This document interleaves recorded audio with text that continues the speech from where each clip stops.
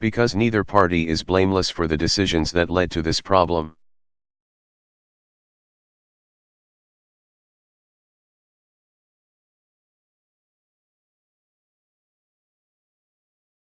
Both parties have a responsibility to solve it.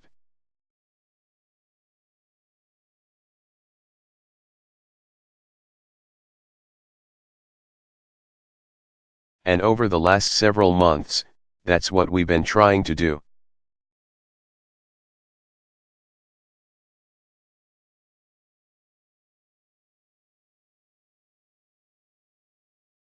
I won't bore you with the details of every plan or proposal.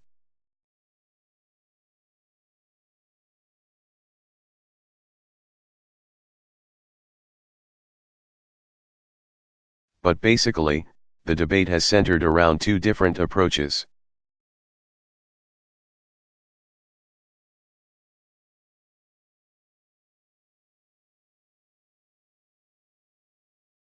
The first approach says, let's live within our means by making serious, historic cuts in government spending.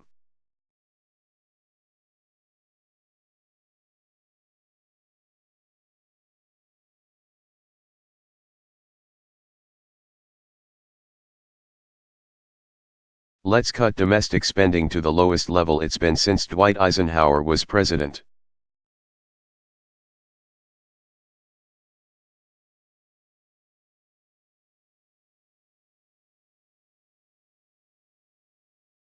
Let's cut defense spending at the Pentagon by hundreds of billions of dollars.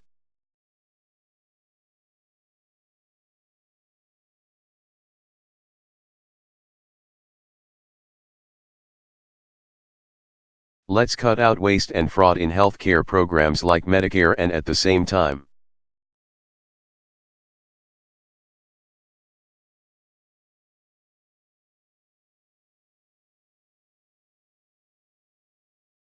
let's make modest adjustments so that Medicare is still there for future generations.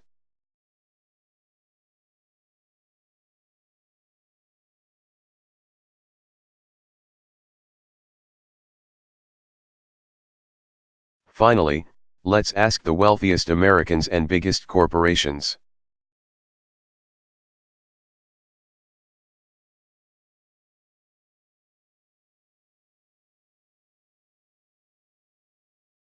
To give up some of their breaks in the tax code and special deductions.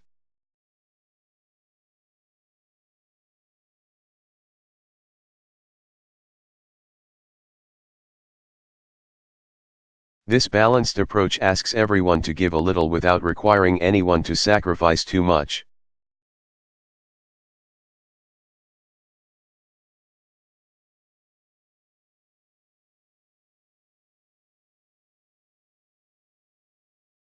It would reduce the deficit by around $4 trillion and put us on a path to pay down our debt.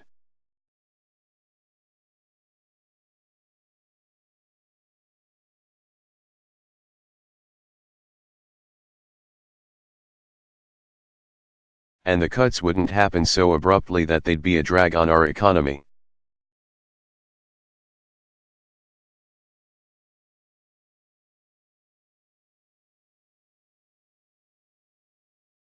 Or prevent us from helping small businesses and middle-class families get back on their feet right now.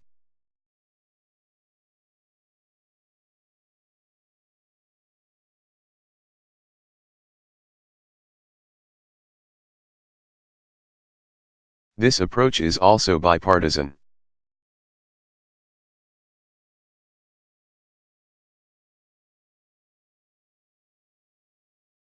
While many in my own party aren't happy with the painful cuts it makes.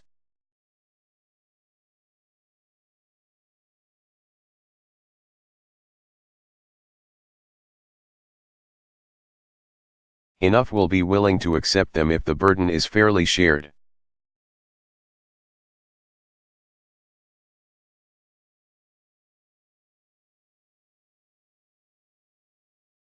While Republicans might like to see deeper cuts and no revenue at all, there are many in the Senate who have said,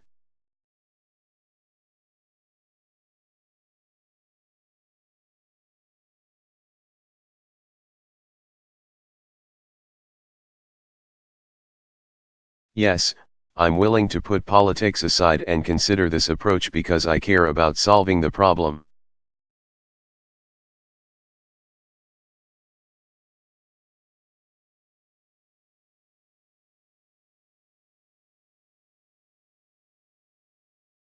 And to his credit, this is the kind of approach the Republican Speaker of the House.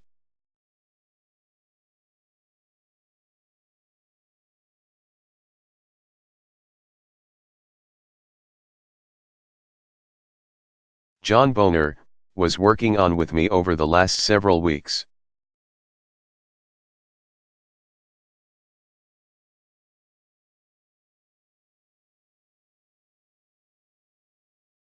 The only reason this balanced approach isn't on its way to becoming law right now is because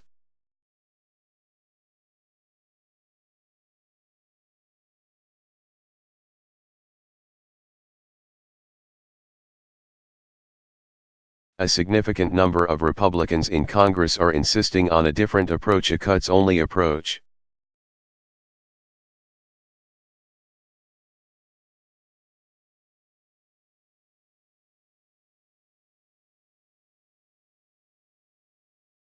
An approach that doesn't ask the wealthiest Americans or biggest corporations to contribute anything at all.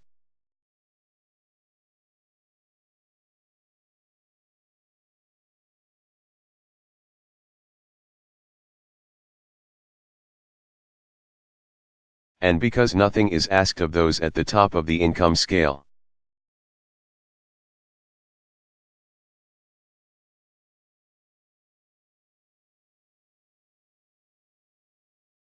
Such an approach would close the deficit only with more severe cuts to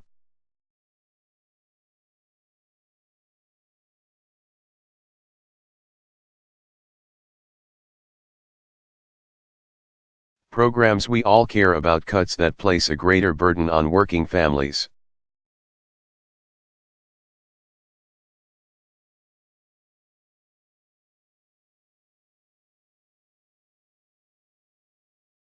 So the debate right now isn't about whether we need to make tough choices.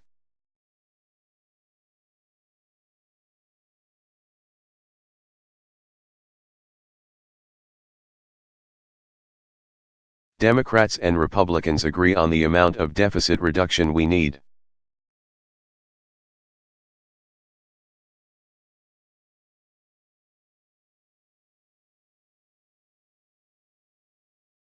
The debate is about how it should be done.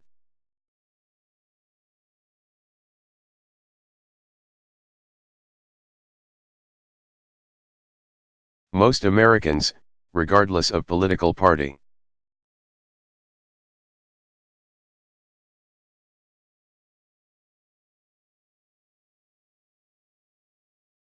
don't understand how we can ask a senior citizen to pay more for her Medicare before we ask a corporate jet.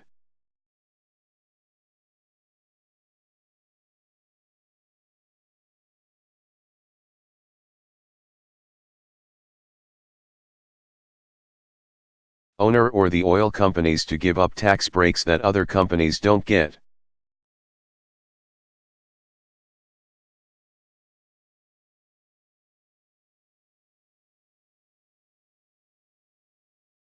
How can we ask a student to pay more for college before we ask hedge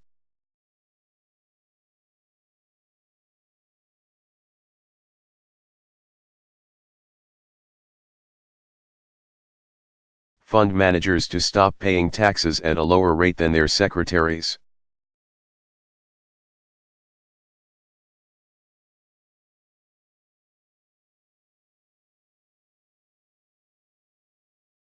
How can we slash funding for education and clean energy before we ask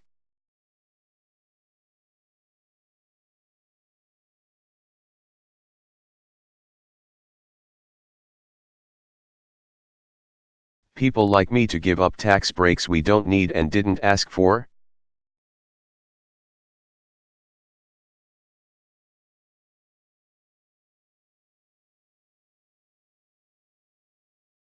That's not right.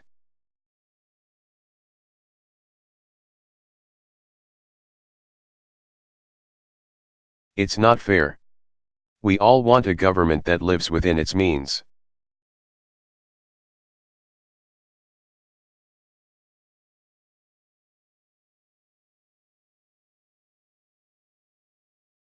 But there are still things we need to pay for as a country, things like new roads and bridges.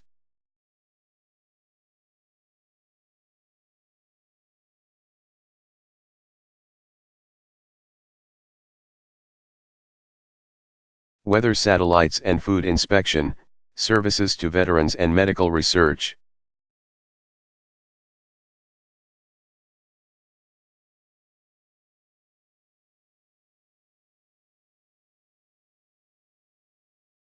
And keep in mind that under a balanced approach,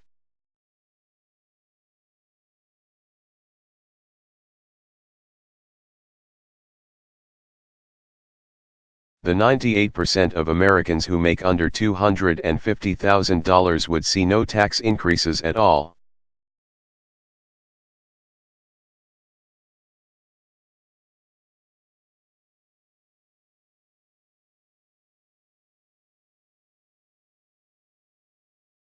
None. In fact, I want to extend the payroll tax cut for working families.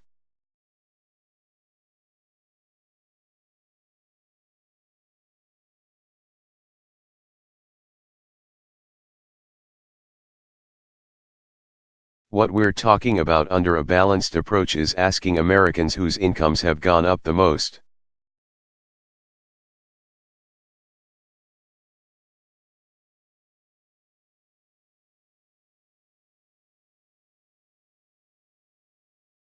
Over the last decade, millionaires and billionaires to share in the sacrifice everyone else has to make.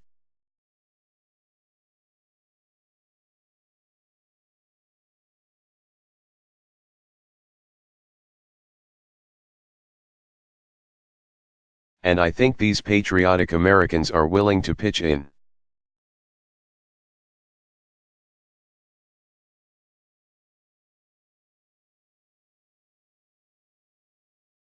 In fact, over the last few decades,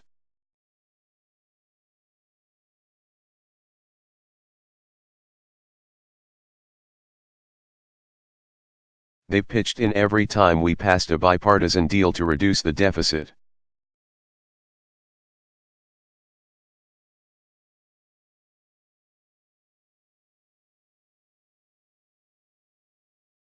The first time a deal was passed, a predecessor of mine made the case for a balanced approach by saying this: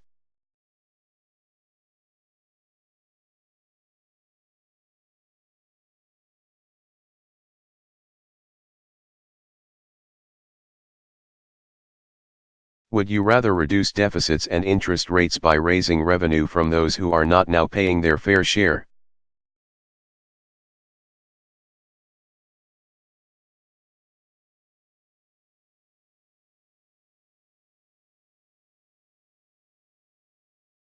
Or would you rather accept larger budget deficits, higher interest rates, and higher unemployment?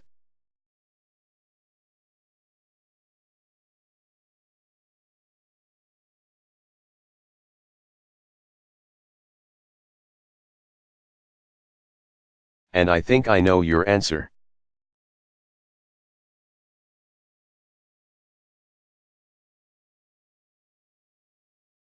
Those words were spoken by Ronald Reagan.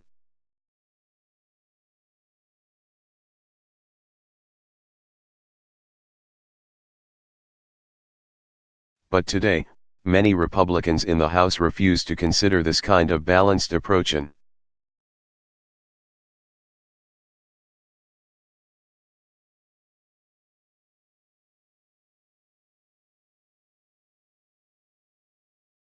Approach that was pursued not only by President Reagan, but by the first President Bush, by President Clinton.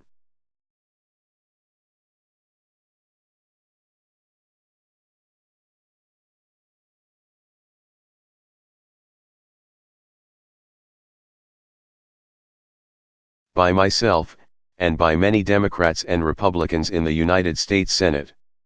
So we're left with a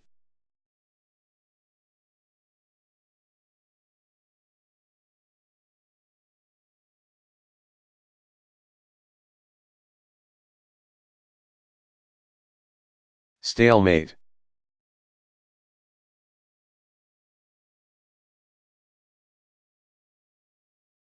Now, what makes today's stalemate so dangerous is that it has been tied to something known as the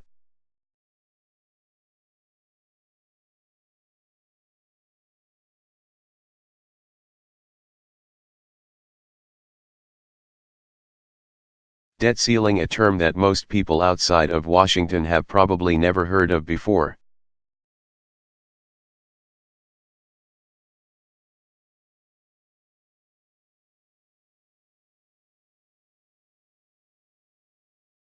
Understand, raising the debt ceiling does not allow Congress to spend more money.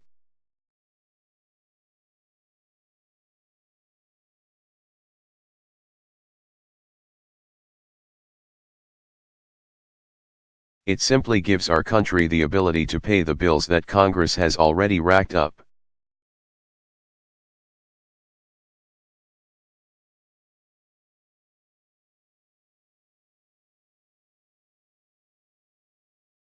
In the past, raising the debt ceiling was routine.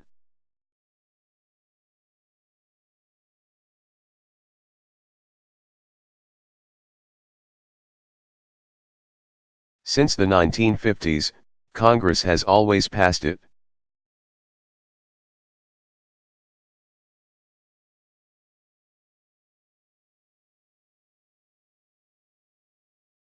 And every president has signed it. President Reagan did it 18 times. George W. Bush did it 7 times. And we have to do it by next Tuesday.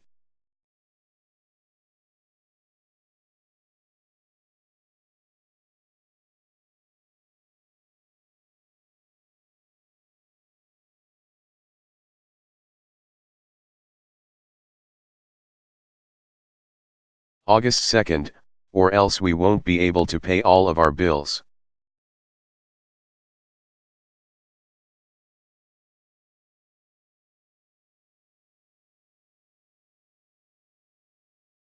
Unfortunately, for the past several weeks,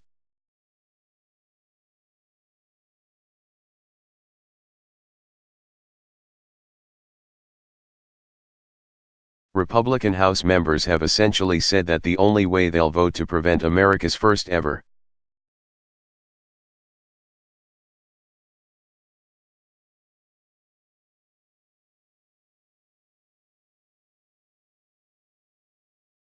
default is if the rest of us agree to their deep, spending cuts only approach.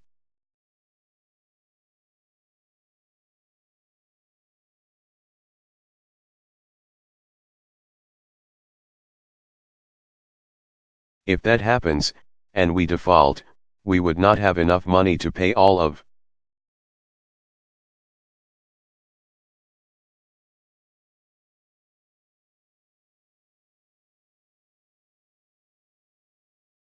our bills that include monthly Social Security checks, veterans benefits,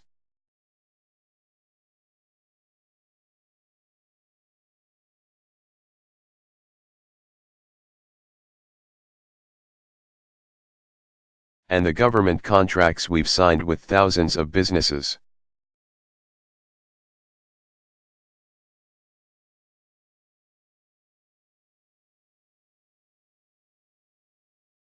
For the first time in history, our country's AAA credit rating would be downgraded.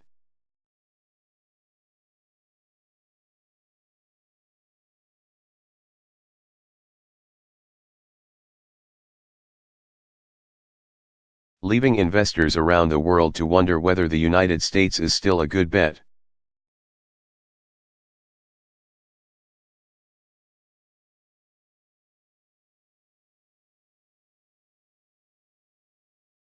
Interest rates would skyrocket on credit cards, on mortgages, and on car loans.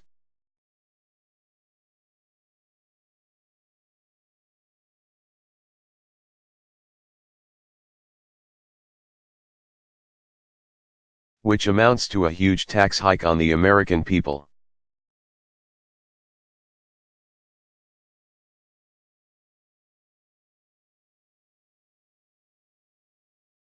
we would risk sparking a deep economic crisis, this one caused almost entirely by Washington.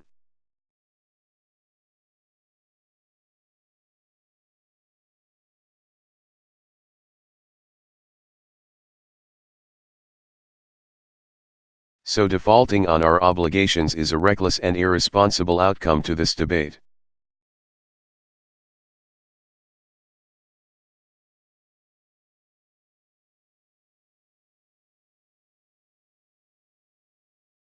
And Republican leaders say that they agree we must avoid default.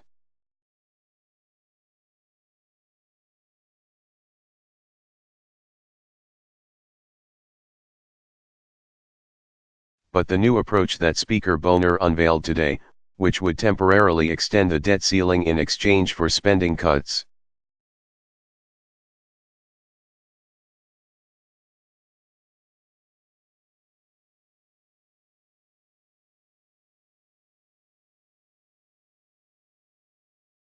would force us to once again face the threat of default just 6 months from now.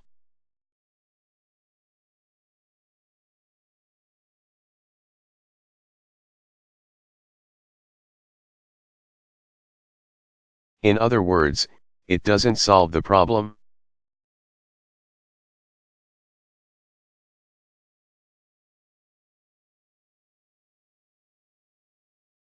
First of all, a 6-month extension of the debt ceiling might not be enough to avoid a credit.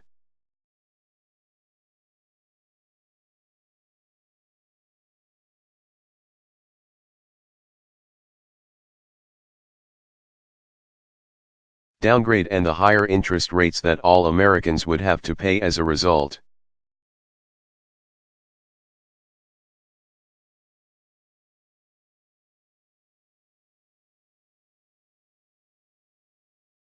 We know what we have to do to reduce our deficits.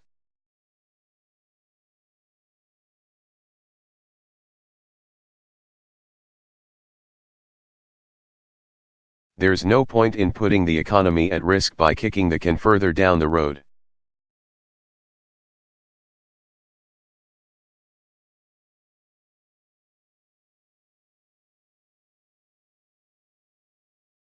But there's an even greater danger to this approach.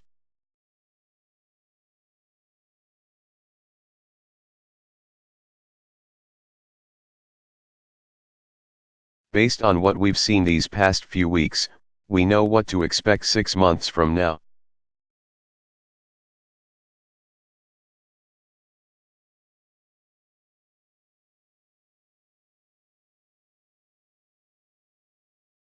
The House of Representatives will once again refuse to prevent.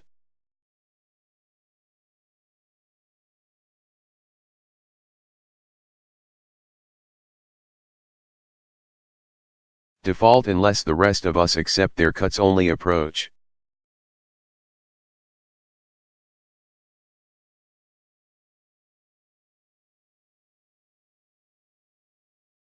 Again, they will refuse to ask the wealthiest Americans to give up their tax cuts or deductions.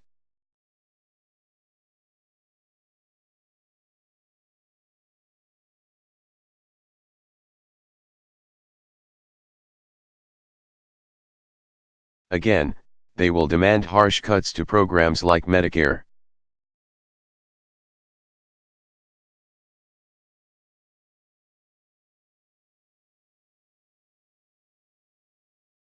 And once again, the economy will be held captive unless they get their way.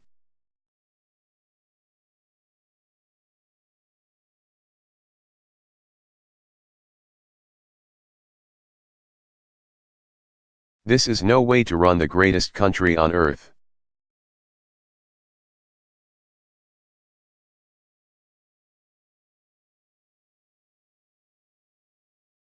It's a dangerous game that we've never played before, and we can't afford to play it now.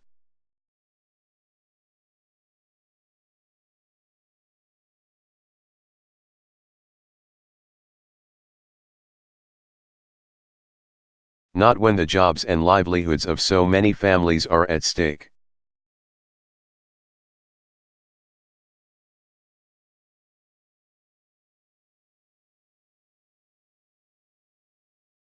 We can't allow the American people to become collateral damage to Washington's political warfare.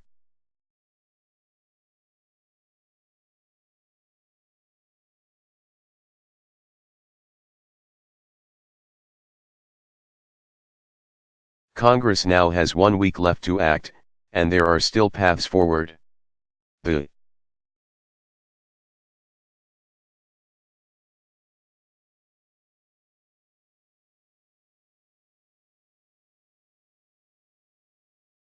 Senate has introduced a plan to avoid default, which makes a down payment on deficit.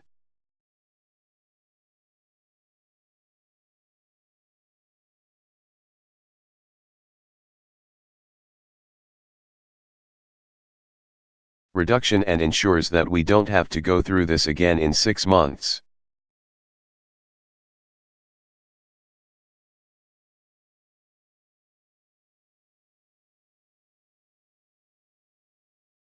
I think that's a much better approach, although serious deficit reduction would.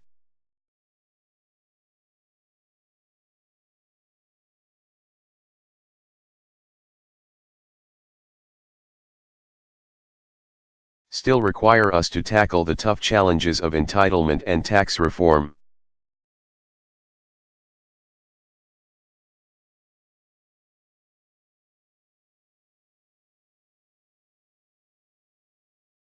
Either way, I've told leaders of both parties that they must come up with a fair compromise.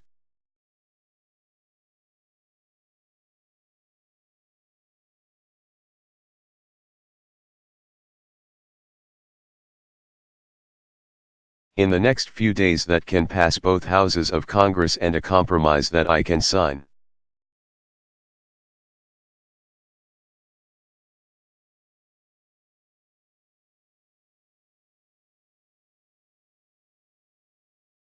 I'm confident we can reach this compromise.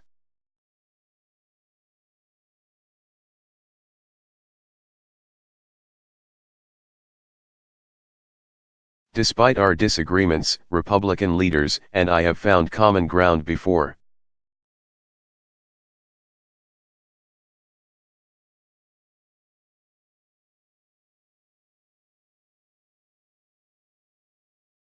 And I believe that enough members of both parties will ultimately put politics aside and help us make progress.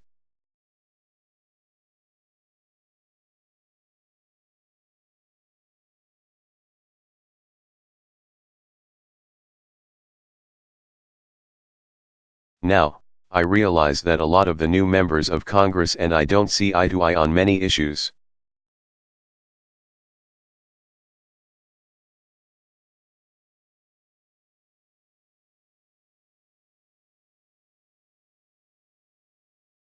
But we were each elected by some of the same Americans for some of the same reasons.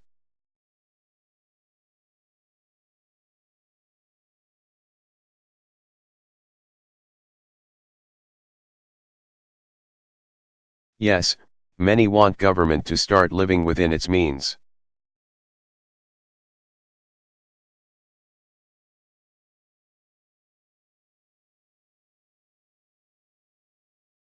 And many are fed up with a system in which the deck seems stacked.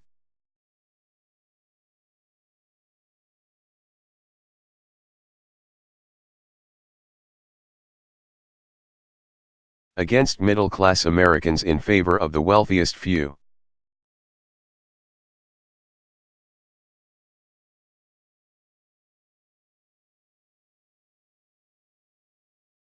But do you know what people are fed up with most of all?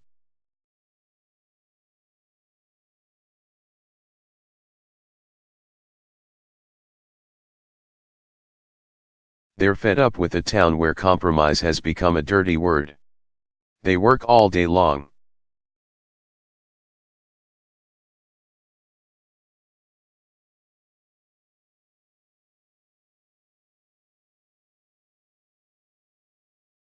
Many of them scraping by, just to put food on the table.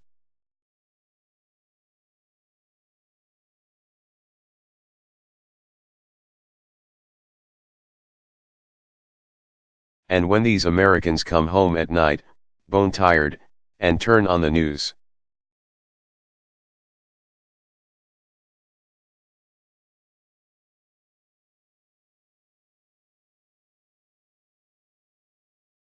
All they see is the same partisan three-ring circus here in Washington.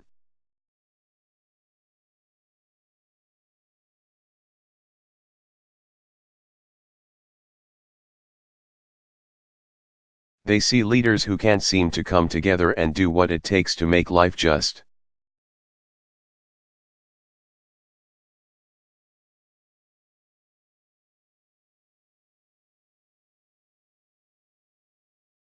A little bit better for ordinary Americans. They're offended by that. And they should be.